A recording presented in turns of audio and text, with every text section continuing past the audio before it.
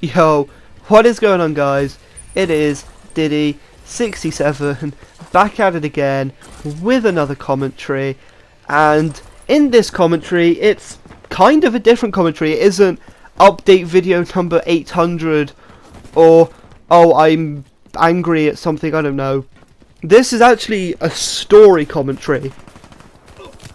So in this commentary I'm going to tell you guys a little story of something that happened that is so unbelievably weird that I could almost put "almost died" in the title and get those views. So, to give you a bit of background to this story, it was around a year ago, like just after my birthday, and it was a Friday night. I had a date the next day, so I thought I'm going to go to bed nice and early, get up early, feel refreshed, have a shower, make myself look, you know, not like some sort of disgusting freak, catch a train and go see a girl I've met online that could be a 40-year-old truck driver.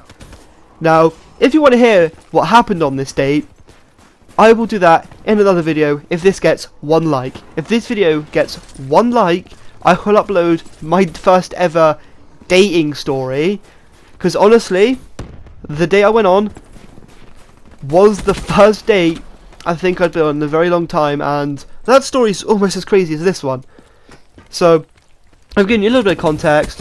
So, I'm asleep, and it's around 2:30 in the morning, and something just tells me to wake up. So I woke up, and standing there is a big man, like a very, very big man, and I'm just like, what the fuck is this?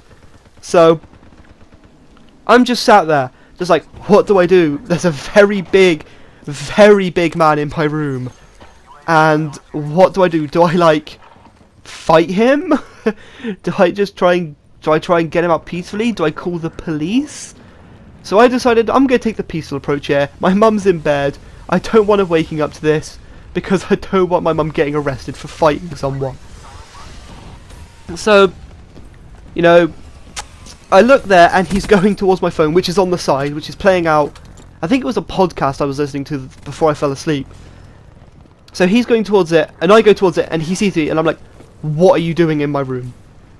And he turns around and goes, oh, I heard your phone outside. I was trying to turn it off. Now, mind you, every door in my house was locked. The only way you could have got in was through a very small window in my bathroom. So this guy, who is like 6'2" or whatever, has climbed through a tiny window that I'm pretty sure like a child couldn't get through to turn off a phone. So, obviously, I didn't let this guy turn off my phone. I grabbed it before he could do anything. And I'm like, you know, could you leave? And he doesn't. He decides to walk towards me. And I'm lying in bed, so I'm like, okay, what do I do here? So I'm like, you know, trying to keep calm, and I'm trying to, you know, tell him to leave as, you know, as calmly and as quietly as I can, so my mum doesn't wake up and freak.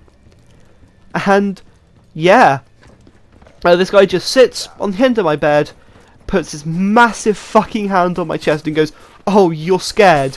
And I'm like, "Well, no shit. You've come into my house. I think I have a right to be scared here." And he goes, "Do you want a rollie?" Now, if you're an American or from another country other than England and you don't know what a rollie is, it's basically just a rolled up cigarette. It's basically just like a cigarette that you've got some rolling papers and some loose tobacco and you've just made that. That's what a rollie is. So this guy's offering me a cigarette to calm me down. I don't smoke, so what is the use of that? So this guy is just sitting there and he's like, "Do you want a drink?" And I'm like, "No, I want you to leave my house. Please, I want to go back to sleep." So this guy goes, you know, "What's your name?" And I'm like, "I'm not telling you my name. What's your name?" He goes, "Oh, I'm Patrick." And I'm like, okay. First of all, I'm pretty sure your name isn't Patrick. For one, you're a big black man. I have never seen a big black man with the name of Patrick before. Actually, I think the only black man I've seen with the name Patrick is Slow Coffee Stenders. So, that's a bit of a... that's even stranger. So I'm like, okay, Patrick, mate, could you leave my house so I can go back to sleep and I won't call the police? And he goes, you don't need to call the police. And I'm like, well, I kind of do. You've just broken into my house through a tiny window to turn off a phone. How do I know you're not trying to, like, rob me? And he goes, no, I'm not trying to rob you. And I'm like, okay, could you just leave then? And he's like, okay, 2 minutes. He finishes this rollie and then just leaves. Back through the window. Now, I didn't see him leave this window. So, how he got through the window in the first place is a miracle.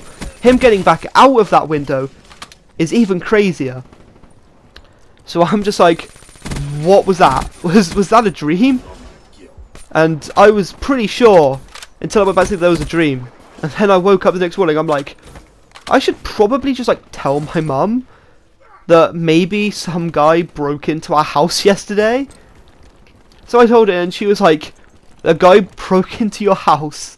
Into the house? So I'm like, yeah. And she goes, okay, why didn't you wake me up? I'm like, because you were asleep. I know what you're like when you get woken up.